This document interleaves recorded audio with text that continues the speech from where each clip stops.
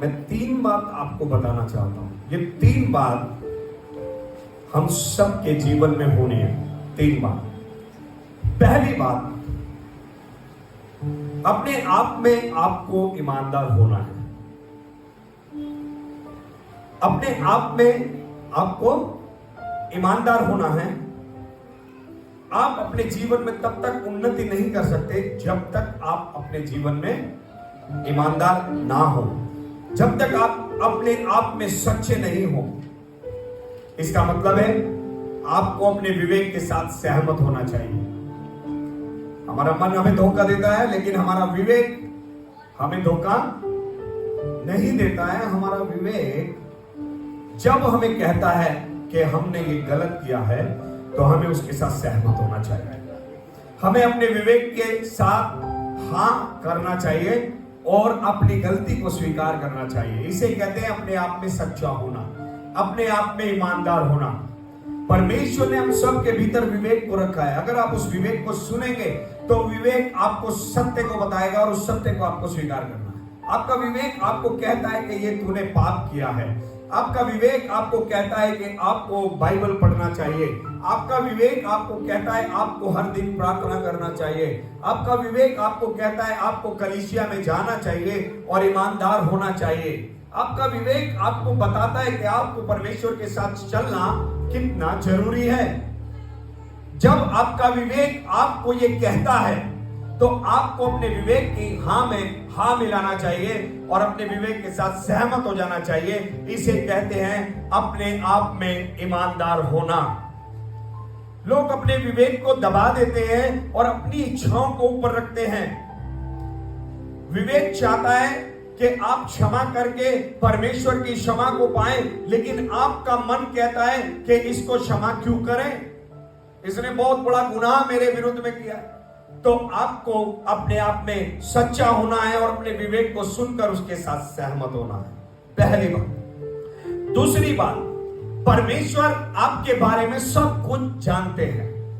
परमेश्वर हमारे बारे में सब कुछ जानते हैं, लेकिन फिर भी परमेश्वर चाहते हैं कि हम अपने मुंह से अपनी गलती का अंगीकार करें। परमेश्वर को हमारा हर पाप मालूम है। परमेश्वर को हमारी हर गलती मालूम है। परमेश्वर को हमारा उठना बैठना कार्य करना सब कुछ पता है, लेकिन परमेश्वर चाहता है कि हम परमेश्वर के सामने अंगीकार करें। आदम के बारे में परमेश्वर को मालूम था कि उसने फल को खा लिया है और उसे पता चल चुका है कि वो नंगा है, और इसीलिए वो अदन के बाग में पेड़ के पीछे छिप गया है। लेकिन फिर भी परमेश्वर ने कहा आदम तू कहां है, क्योंकि परमेश्वर चाहता था आदम परमेश्वर के सामने आए और आकर अपनी सच्चाई को स्वीकार करे कि लॉर्ड मैंने आपकी आज्ञा का उल्लंघन किया है, मैंने आपके विरुद्ध अपराध किया है। वो इस गलती को स्वीकार करे। परमेश्वर के सामने सच्चा होना है। पहली बात, अपने आप में ईमानदार होना है। दूसरी बात, परमेश्वर के प्रति सच्चा होना है, यानी परमेश्वर के सामने अपनी गलती का अंगीकार करना है, दूसरों की नहीं। अपने बारे में परमेश्वर से बात करना है और कहना है हे प्रभु मैं अपराधी हूं। उड़ाऊ पुत्र ने जब अपने आप को पहचाना तो सबसे पहले शब्द उसके यही थे, पिता मैंने स्वर्ग के और आपके विरोध में अपराध किया। उसने अंगीकार किया, वो सच्चा हुआ। उसने कोई एक्सक्यूज नहीं दिया, कोई बहाना नहीं दिया। तो हमें कोई एक्सक्यूज नहीं देना है, कोई बहाना नहीं मारना है कि इसकी वजह से मैंने गलती की, इसकी वजह से मैंने गलती करी। बस सीधा सीधा परमेश्वर के सामने आना है और सच्चे होना है। यस प्रभु मैंने गलती की।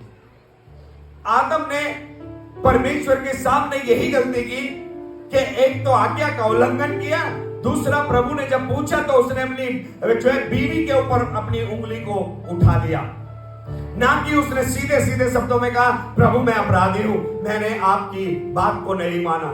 लेकिन उसने कहा इस स्त्री ने जिसको तूने बनाया है, इसने मुझे वो फल खाने के लिए दिया। तो आपको परमेश्वर के प्रति सच्चा होना है। अगर आप एक आशीर्वाद का जीवन जीना चाहते हैं, आपका परिवार आप चाहते हैं फ्रूटफुल हो, सक्सेसफुल हो, आप चाहते हैं आपके बच्चे चमकदार हो, आप चाहते हैं आपकी फैमिली से लोग ब्लेसिंग प्राप्त करें, चिढ़ने वाले तो लाखों मिलेंगे आपको, लेकिन फिर भी परमेश्वर हजारों को आपके द्वारा ब्लेस करेगा। आमेन।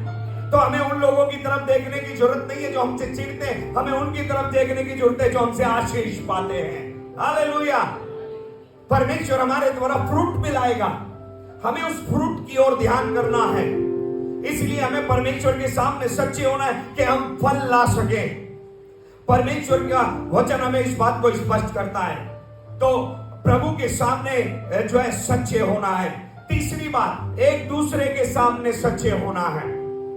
एक दूसरे से कभी झूठ मत बोलिए। पति पत्नी से कभी झूठ ना कहे, पत्नी पति से कभी झूठ ना कहे, आप अपने अगुओं से झूठ ना कहे, अपने विश्वासी भाई बहनों से झूठ ना कहे। कोई भी आपकी जान नहीं ले लेगा। हम एक इंसान से डर कर झूठ बोलते हैं। बाइबल कहती है उससे डरो जो आत्मा और प्राण दोनों को नाश करने का अधिकार रखता है। लेकिन हम ये भूल जाते हैं कि हमारे आत्मा और प्राण दोनों को नाश करने का अधिकार परमेश्वर के वश में है। और हम एक इंसान से डरकर, पत्नी से डरकर झूठ बोलता है, पति और पत्नी पति से डरकर झूठ बोलती है, या बच्चे माँ बाप से डरकर झूठ बोलते हैं, या कलीसिया में अगुओं से झूठ बोलते हैं कि पास्टर मुझे क्या कहेंगे, मेरे बारे में लोग क्या कहेंगे। अरे कुछ भी कहें, ये सोचिए खुदा मेरे बारे में क्या कहेगा। तो ये तीन बातें जिस व्यक्ति की जिंदगी में पाई जाती हैं, वो व्यक्ति एक आशीषित व्यक्ति होता है। आमेन।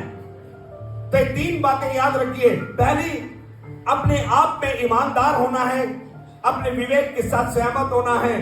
दूसरी, परमेश्वर के सामने सच्चे होना है, यानी परमेश्वर को सच्चाई को बताना है, झूठ को नहीं बताना, गुमराह नहीं करना, घुमाना नहीं, सत्य बोलना प्रभु के सामने जब आप प्रार्थना करते हैं। तीसरी, एक दूसरे के सामने सच बोलना है, झूठ नहीं बोलना। चाहे सामने वाला आपसे दूर हो जाए, चाहे सामने वाला आपके साथ बैठना पसंद ना करे, चाहे सामने वाला कैसा भी हो, लेकिन आपको सच बोलना है।